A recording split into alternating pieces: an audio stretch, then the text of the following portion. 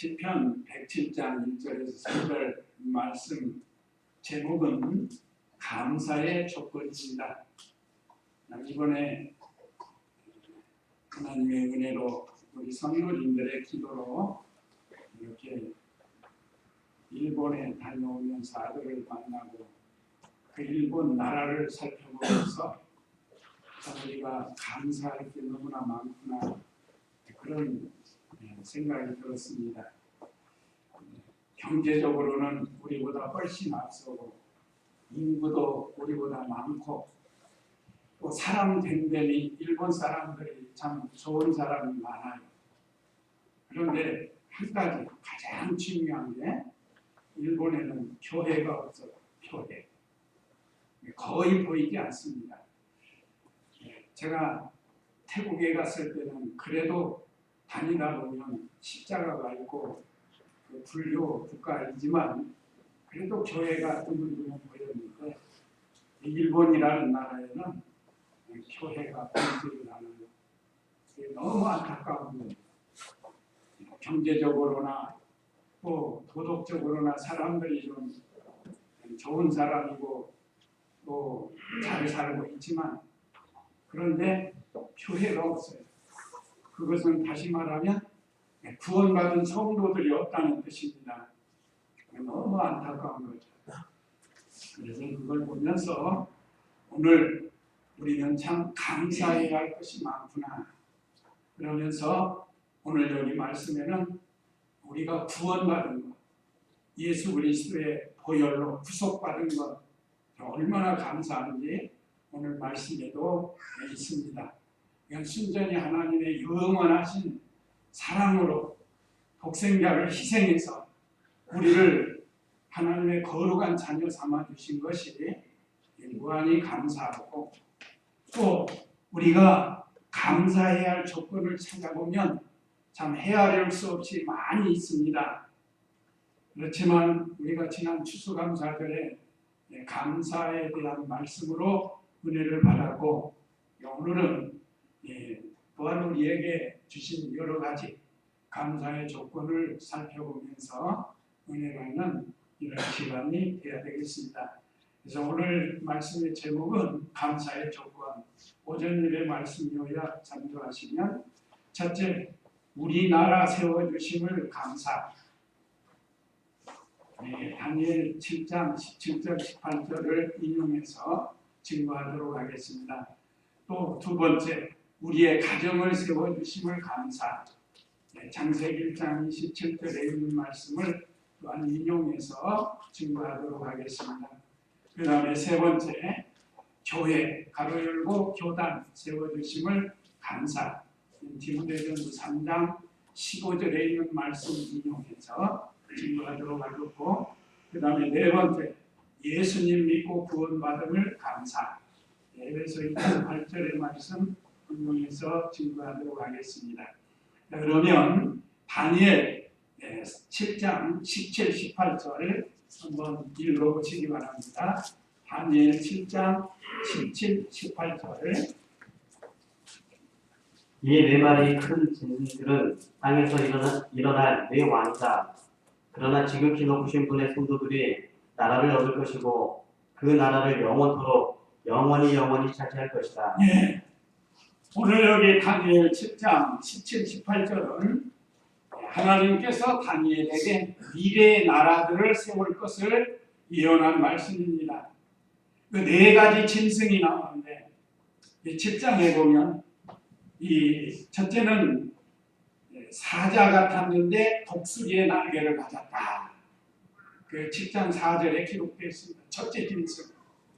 사자 같은데 독수리의 날개를 가졌다. 이것은 바벨론 나라를 상징한다고 했습니다. 바벨론 나라. 그 다음에 5절에서는 곰 같은 몸을 가진 짐승, 둘째 짐승, 곰 같은 짐승. 이 나라는 메데파사를 가르치는 말씀입니다. 그 다음에 표범 같은 6절에는 표범 같은 짐승이 있다고 했습니다. 이 표범은 헬라 나라를 갖춥니다. 헬라 나라. 그 다음에 마지막 철로 뿔을 가진 이 짐승이 나왔는데 이게 아주 강한 짐승. 7절에 있는데 이거 짐승은 이 로마를 가르칩니다. 로마. 그래서 역사적으로 다니엘을 통해서 보여준 나라들이 실제로 다니엘이 살던 시대는 바벨론 나라와 메데파사입니다. 그 후 헬라 시대에는 다니엘이 이 세상을 떠나 하나님 나라에 갔습니다.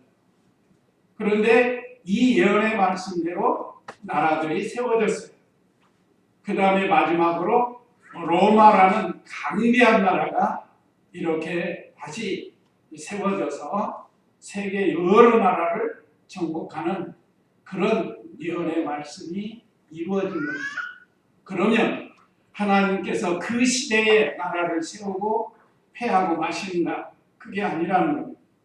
로마 나라가 멸망하고 열 나라로 이렇게 나라가 생길 것을 예언했는데 이 말씀대로 열 나라는 많은 나라가 생기는 겁니다. 그래서 오늘 이 세계적으로 보면 120개국이 넘는 많은 나라들이 세워지고 있습니다.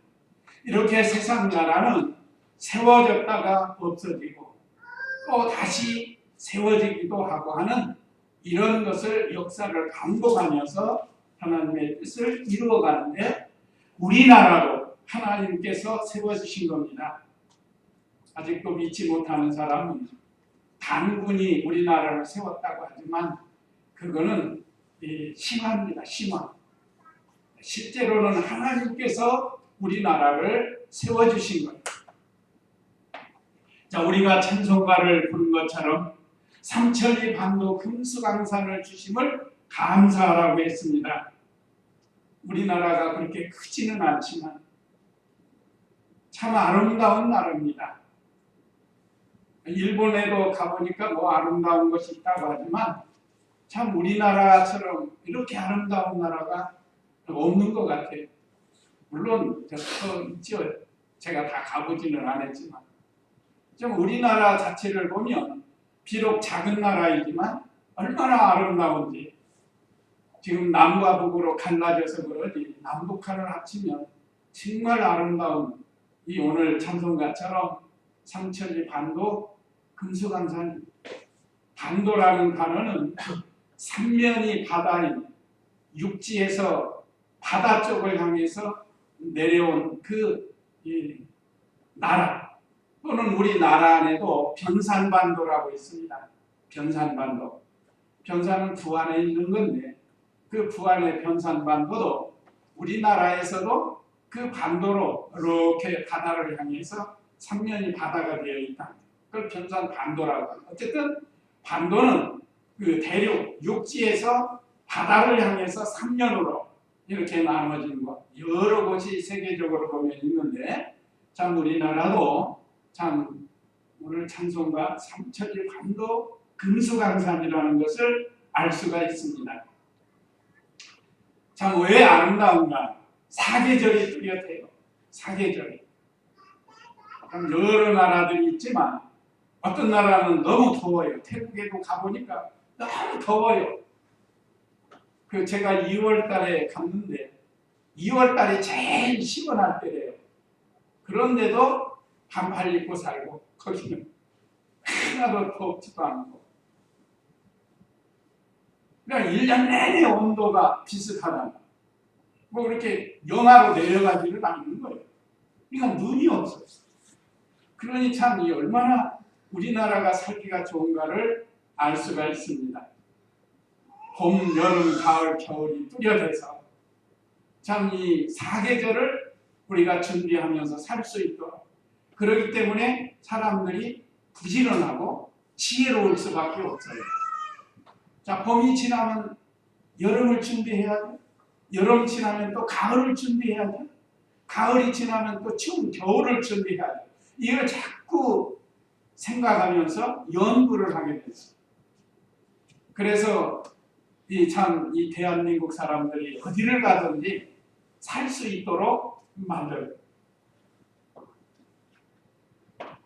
그래서 참 우리나라는 사계절이 뚜렷해서 일평생 이 사계절을 체험하지 못하는 그런 나라들도 있고 그런 사람들도 있습니다. 북극이나 남극, 남쪽에 같은 데 가보면 너무 더워서 또 너무 더 춥기만 하고 그런 데서 사는 사람이 있다. 근데 우리는 이렇게 하나님이 만드신 사계절을 체험할 수 있는 참 좋은 나라로 만들어 주셨어요. 그 다음에 두 번째는 남한에서 신앙생활하면서 살 수 있는 게 또 감사한 거예요. 자, 우리가 남과 북으로 갈라진 지가 지금 거의 70년이 되는데 비교가 됩니다. 남쪽은 많이 발전해서 세계 10대 경제국가 안에 들어가고 이제는 이 도움받는 나라에서 도움 주는 나라로 이렇게 성장을 했습니다. 그러나 이북은 그렇지 못한 거예요. 제일 중요한 이북에서는 신앙생활을 자유롭게 할 수 없다는 거. 그건 신앙생활 자유로 못해요. 예수님 믿는 사람 다 잡아 죽이는 그런 공산주의 국가이기 때문에 거기서 신앙생활을 우리처럼 자유롭게 할 수 없습니다. 근데 우리 남한에서는 이렇게 신앙생활을 자유롭게 할 수 있는 것이 얼마나 감사한지 모릅니다. 경제적으로도 북한과 남한은 비교할 수가 없이 성장을 했습니다. 이것을 볼 때 우리가 얼마나 감사한지. 참 일본이라는 나라가 대국이고 또 많은 사람이 살고 있지만 거기도 신앙의 자유는 있어요.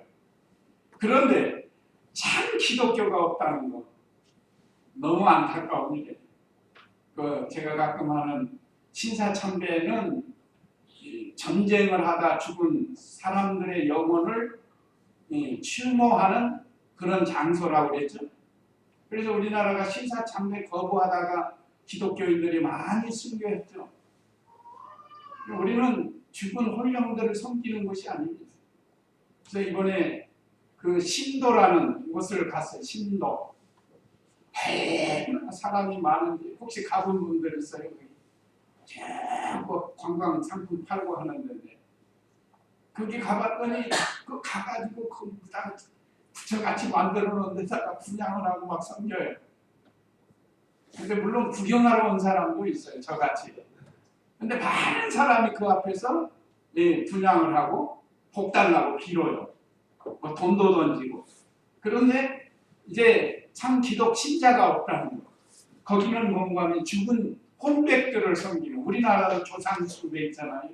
죽은 자의 혼백을 섬기는 곳이 신도고, 신사참배는 이 아까 말씀드린 전쟁하다 죽은 사람들, 영웅들을 추모하는 그런 장소예요. 그래서 우리나라에서는 일본 수상이 그 신사참배는 거 반대하잖아요. 왠지 그들은 우리를 침략했던 원수들이라. 중국도 마찬가지. 어쨌든 그들이 신앙의 자유가 있어서 800만 신이 있지만 참 신인, 유일하신 하나님을 섬기는 사람들이 1%도 안 됩니다. 너무 안타까운 거예요. 자, 그런데 우리나라는 특별히 남한에서 우리가 이렇게 신앙의 자유를 가지고 하나님 섬길 수 있는 것이 얼마나 감사한가. 그걸 다시 한번 깨닫게 했다. 그 다음에 세 번째는 참 선교사를 통해 복음 주신 것이 얼마나 감사한지 모릅니다. 우리나라에. 하나님께서 우리나라 세워주시고 오랫동안 미신, 우상숭배에 쩌들었던 이 민족이 기독교가 이 땅에 들어오기 전에는 말할 수 없는 우상숭배와 미신에 쩌들어서 살았던 이 민족이었는데 이 민족에게 참 선교사들을 보내주셨습니다. 대표적인 우리 장로교 대표는 그 언더우드 목사님, 선교 목사님. 그 젊은 나이에 우리나라보다 훨씬 살기 좋은 그 나라에서 이미 그때 그 나라는 자동차도 있고 참 이렇게 살기가 얼마나 좋은 문화가 발달된 그런 나라인데 우리나라에 와가지고 가쓰고 덮어 있고 그러면서 복음을 전한 그 선교사들, 먹은 음식도 자기들하고 잘 맞지도 않고, 그 언더우드 목사님 오셔서 세문안 교회를 세우고 연세대를 세우지 않았습니다. 이게 선교사들이 와가지고 한 일이 바로 학교 세운 일들이에요. 감리교회 선교사는 아펜젤로 목사님이 와가지고 지금 그 중앙중학교 정동교회를 세우고 또 이화여대를 세우고, 그래서 우리나라가 남존여비 사상에 살던 이민족에게 여성들의 지위를 상향시켜주고 남자와 동등하게 만들어주는 이 이대를 창설했다. 그러니까 우리 기독교가 우리나라에 들어와가지고 참 학교 세우고 병원 세우고 한글을 많이 배급을 했습니다. 한글. 그래가지고 문명이 깨쳐지고, 옛날 그 사대부로 살면서 얼마나 서로 물고 찢고 지금도 정치 않은 사람들 그러고 있지만 옛날에도 그랬습니다. 옛날에. 그래서 하인들, 머슴들 얼마나 멸시천대받고 살았어요. 여성들도 마찬가지였고. 그런 우리나라에 하나님께서 이렇게 귀한 선교사들을 보내서 깨우치게 하고 또 치료도 잘 받게 하고 좀 더 건강하게 살 수 있게 하고, 우리 기독교의 공로입니다. 이게 지금 많이 가리워져서 그러지 우리가 살펴보면 우리나라 이 기독교의 영향이 얼마나 큰가를 가르쳐주고 있습니다. 저 어렸을 때만 해도 가무련, 누르항, 지부집초 하면서 우리 고향에서 그거 배운 거예요. 그거. 그런 우리들에게 학교를 세워서 모든 사람이 공부할 수 있도록 했습니다. 그래서 그 후로 뭐 개천에서 용난다고 하는 말도 있지 않았습니까? 참 형편없이 살던 사람들이 공부 잘해서 뭐 대통령도 되고 나라의 지도자도 되고 또 하나님의 종들도 나오고, 그래서 이 나라가 이렇게 하나님께서 이 우리나라를 세워주셨습니다. 배후에서 하나님께서 하신 거예요. 이것이 얼마나 감사한지 모릅니다. 이런 내용들을 우리가 생각해 보면서 참 하나님께 감사해야 할 일이죠. 그 다음에 두 번째는 우리 가정을 세워주심을 감사라는 겁니다. 창세기 1장 27절 한번 읽어보시기 바랍니다. 창세기 1장 27절 말씀.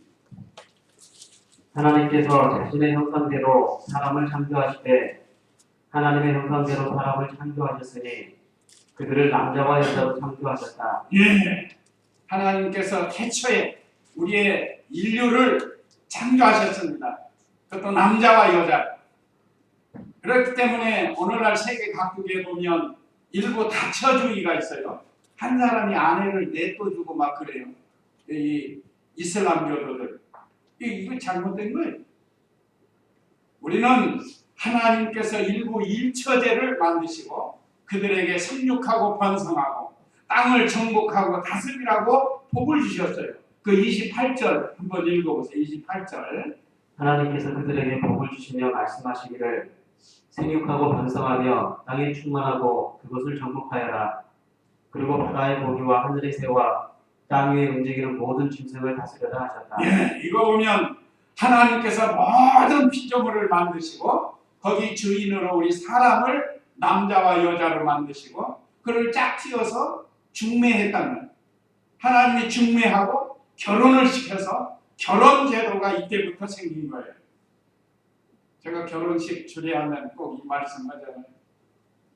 최초의 결혼식이 어디서부터 시작이 되는 거예요? 이건 하나님께서 우리 인류에게 주신 시작이에요.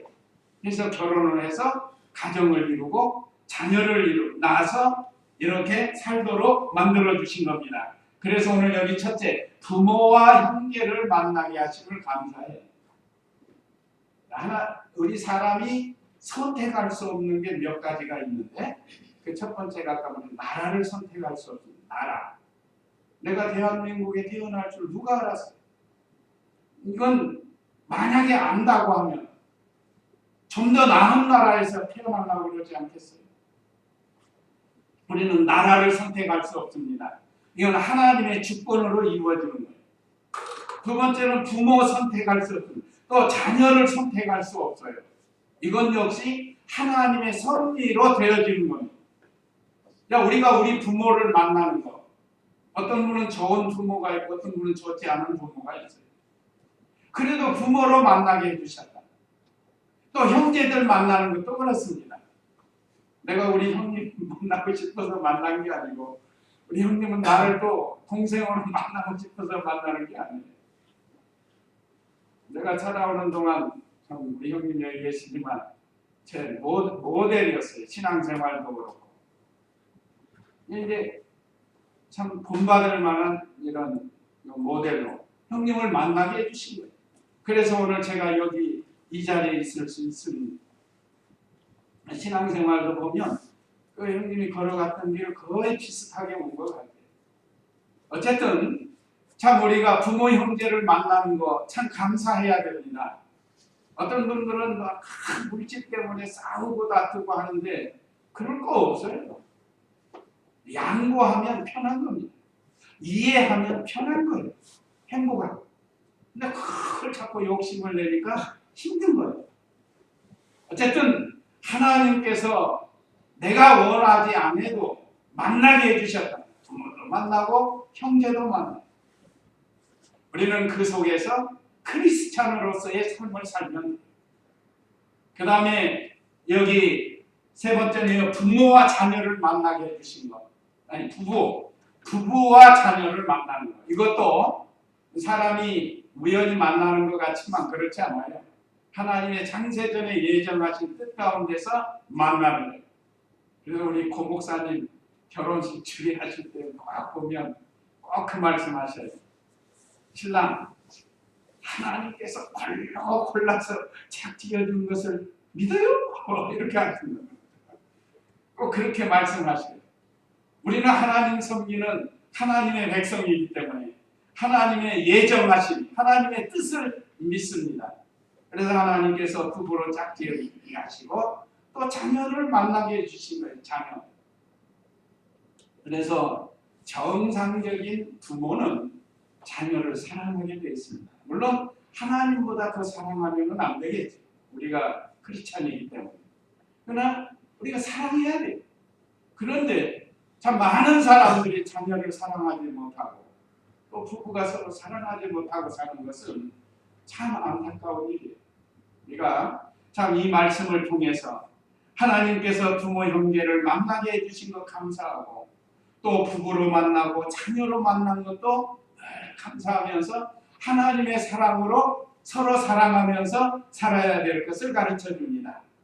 마지막으로 여기 세 번째는 하나님을 섬길 수 있도록 하심을 감사해요.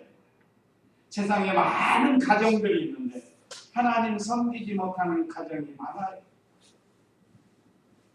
일본은 말할 것도 없고 우리나라도 하나님 섬기지 못하는 가정들이 많다.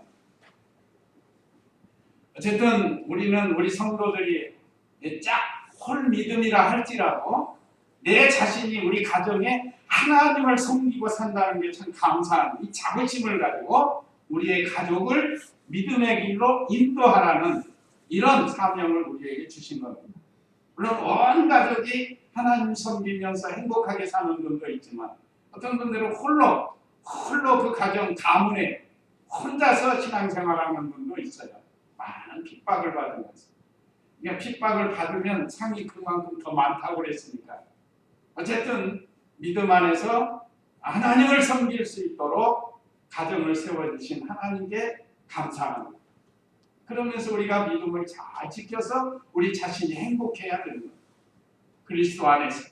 그 다음에 이제 세 번째는 교단을 세워주심을 감사하라 했습니다. 한번 디모데전서 3장 15절 말씀, 디모데전서 3장 15절 말씀 읽어보시기 바랍니다. 내가 늦어질 경우 내가 하나님의 집에서 어떻게 행하여야 할 것인지를 알게 하는 것이니 이 집은 살아계신 하나님의 교회이고 진리의 기둥과 터이다. 예. 이건 사도 바울이 믿음의 아들 디모데, 동역자인 디모데에게 이 말씀을 증거하면서 하나님의 말씀으로 전해주는 겁니다. 이 말씀이 오늘 우리에게도 이루어져서 그 입당 예배 가면 옛날 총회장은 이 말씀을 자주 증거하십니다. 우리가 이 말씀을 자세히 살펴보면 내가 늦어질 경우 네가 하나님의 집에서 어떻게 해야 할 것인지를 알게 하려는 것이니 이 집은 살아계신 하나님의 교회요 진리의 기둥과 터이다 그랬습니다. 어떤 사람들은 이 교회를 사유화하는 사람들이 있어요. 교역자도 그러고 또 장로가 힘써가지고 교회 세웠다고 장로가 자기 교회처럼 생각하고 그렇지 않아요. 이건 하나님의 교회, 하나님이 친히 피로 값주고 산 이 교회랍니다. 그래서 예수님의 피로 값주고 세워주심을 감사해요. 오늘 이 교회는 우리 성도들이 교회라고 했습니다. 에클레시아, 예수님 믿고 중생한 영혼들의 모임이 바로 이 교회는, 이걸 우리가 드리는 여기는 예배당. 그러니까 참 교회는 우리 성도들이 모여있는 곳이 교회예요. 주님의 이름으로 두세 사람이 모여있으면 그곳이 바로 교회가 된다고 했어요. 이 교회는 하나님의 아들 예수님이 피로 값주고 사신 교회예요. 그래서 이 교회는 살아계신 하나님의 교회다. 살아계신 하나님의 교회. 그런데 자기 교회처럼 자기 교단인 것처럼 그렇게 하다가 결국은 하나님의 징계와 심판을 받아서 그 교단이 어려워지고 교회가 어려워지는 거예요. 하나님의 징계, 하나님의 교회, 또 진리의 기둥과 터라고 했습니다. 이 교회는 진리를 기둥으로 세워나가야 돼요. 진리가 무너지면 기둥이 무너지는 겁니다. 그러면 집이 무너지게 되어 있습니다.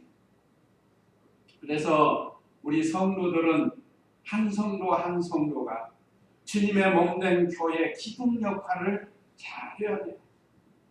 이게 썩은 것이 들어오고 작은 여우가 들어와가지고 헐면은 안 돼요. 벌어지지 않도록, 무너지지 않도록 해야 됩니다. 이런 막중한 사명을 우리에게 주셨습니다. 오늘 모두가 어린아이부터 노년에 이르기까지 온 성도는 주님이 피로 값주고 산 하나님의 교회, 하나님의 자녀입니다. 이것을 우리가 알고 참 교회로서 세워나가야 돼요. 요즘 이단이나 사이비가 있죠.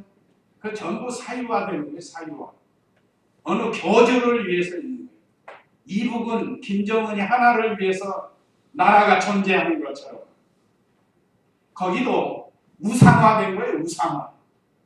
우리가 보면 상상도 할 수 없습니다. 우리는 사람이 우상이 돼도 안 되고 어떤 피조물도 우상이 돼서는 안 됩니다.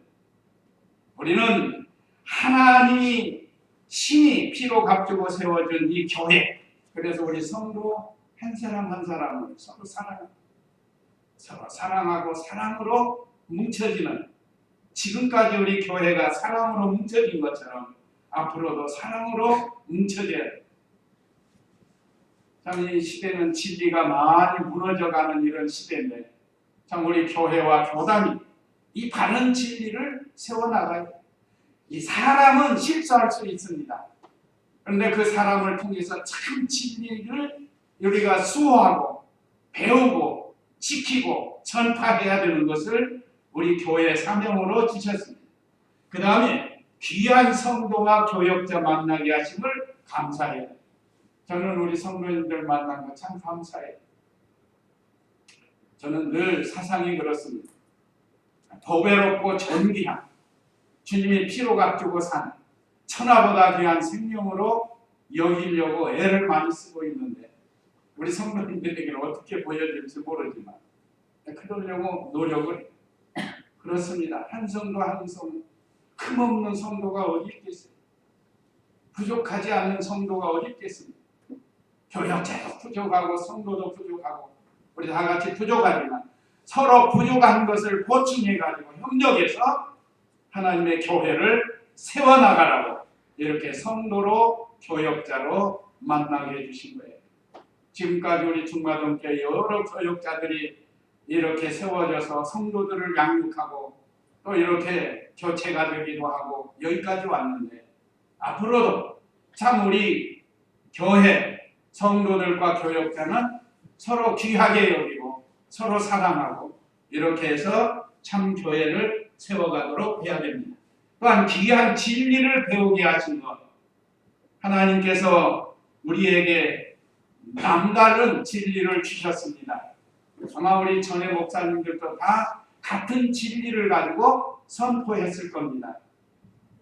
우리 혈관의 특징이 중생한 영은 범죄치 아니하고 그 영이 자라나고 영원히 죽지 않는, 이건 참 우리에게 준 귀한 진리입니다.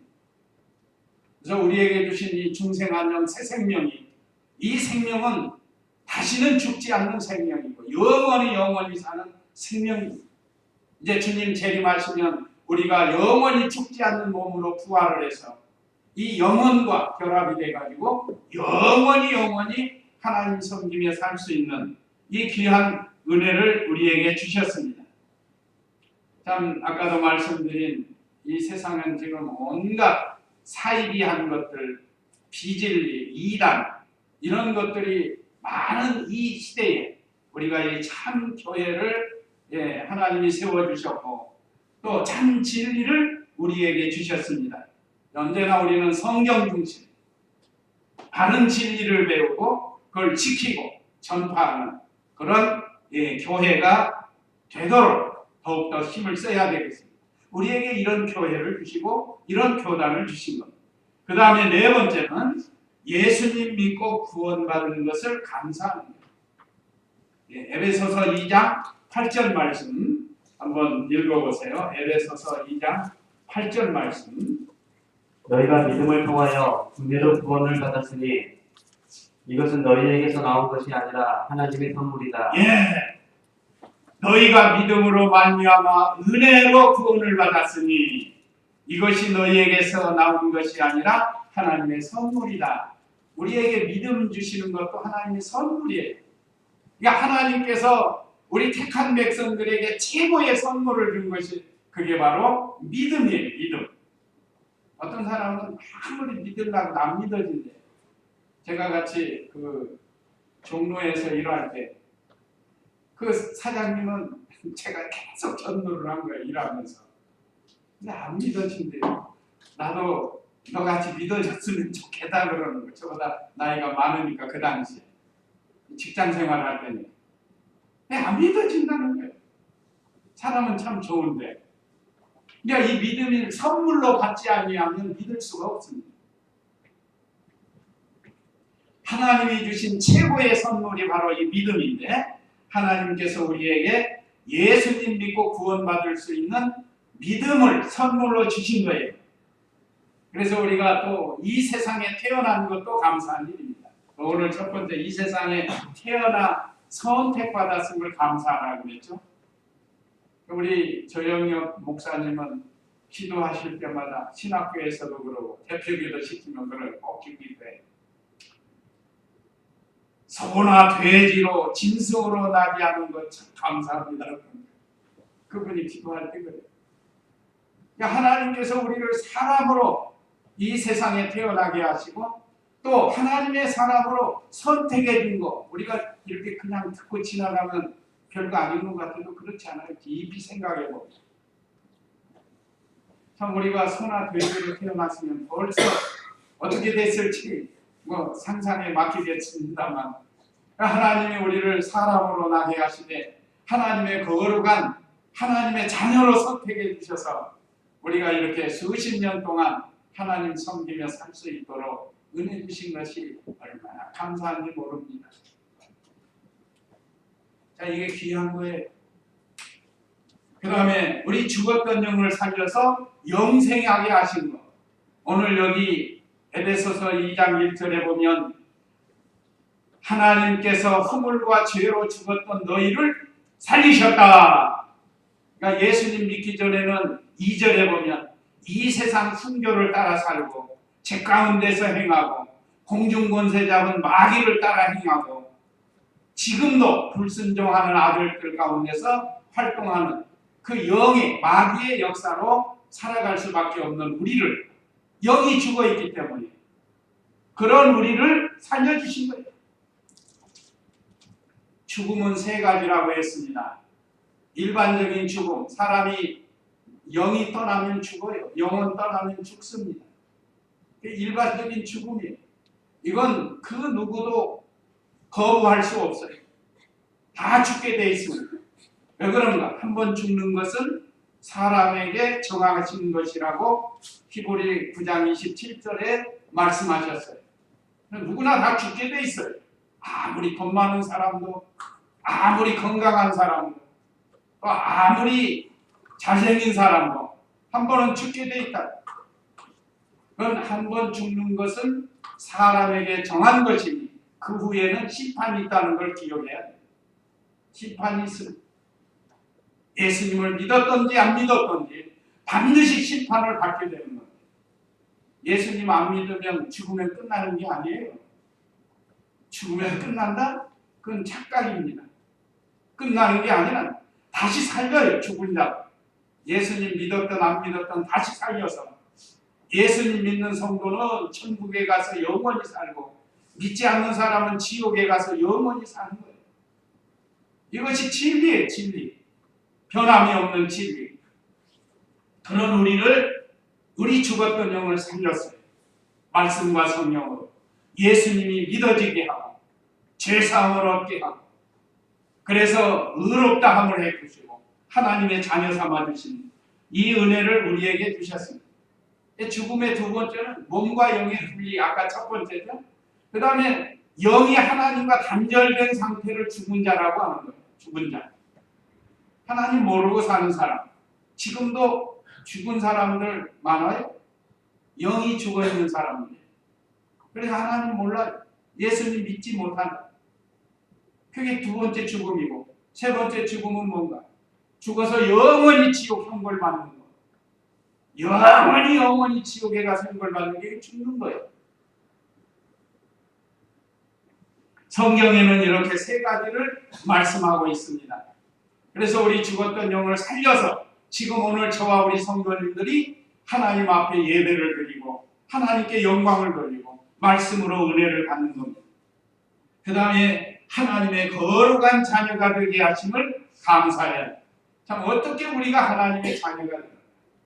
세상에서 대통령이나 장관의 자녀만 되면 어깨가 으쓱하고 또 돈 많은 기업가의 자녀가 되면 좋아하는데 근데 어떤 사람들은 못된 짓 해가지고 요즘 오르락내리라고 하죠. H그룹의 아들 그 2세 3세들 이렇게 못된 짓 해가지고 얼마나 그 가문의 영광을 가리고 있는지 몰라요. 그 사람들. 어쨌든 세상에서도 이렇게 유명한 사람, 훌륭한 사람 자녀가 되면 좋은데 우리는 만물을 창조하신 창조주 하나님의 자녀가 된 것이 얼마나 감사한지 모릅니다. 참으로 이 진리를 깨달은 사람은 내가 어떤 형태에 있든지 감사가 나오는 거예요. 크로스비 나서 일주일 만에 그 물리요법 잘못해서 소경이 돼가지고 많은 고난이 있었지만 찬송가를 수십 곡을 작사하고 그러면서 그는 하나님으로 감사하면서 살았습니다. 오늘날 우리들도 하나님께서 우리를 참 영죽을 죄인을 중생시켜가지고 거듭나게 해서 하나님의 자녀 삼아주신 것이 얼마나 감사한지 모릅니다. 이건 예수님을 믿고 구원받은 감사예요. 그래서 오늘 우리에게 감사의 조건 셀 수 없지 있지만 오늘 여기 말씀에 첫째는 우리나라를 세워주신 것을 감사해야 됩니다. 물론 정치하는 사람들은 우리 마음에 들고 안 들고 하는 일이 있지만 우리 나라를 세워주신 것 감사해요. 이렇게 신앙생활 할 수 있도록 해준 것 감사해요. 또 우리 가정을 세워주신 하나님께 감사하고, 그 다음에 세 번째는 우리 교회, 교단을 세워주신 것, 서로 이렇게 협력하면서 진리를 세워나가는 것 감사하고, 무엇보다도 예수님 믿고 구원받은 걸 늘 감사해야 됩니다. 이건 만입이 있어도 다 감사할 수 없는 것이라고 했습니다. 오늘 우리가 감사의 조건을 찾아서, 그 외에도 참 우리가 감사의 조건을 찾아서 감사 생활하면 우리가 행복해집니다. 늘 감사하면서 행복한 삶을 사시기를 바랍니다. 이제 이 말씀 기억하시고 다 같이 잠시 기도하시겠습니다.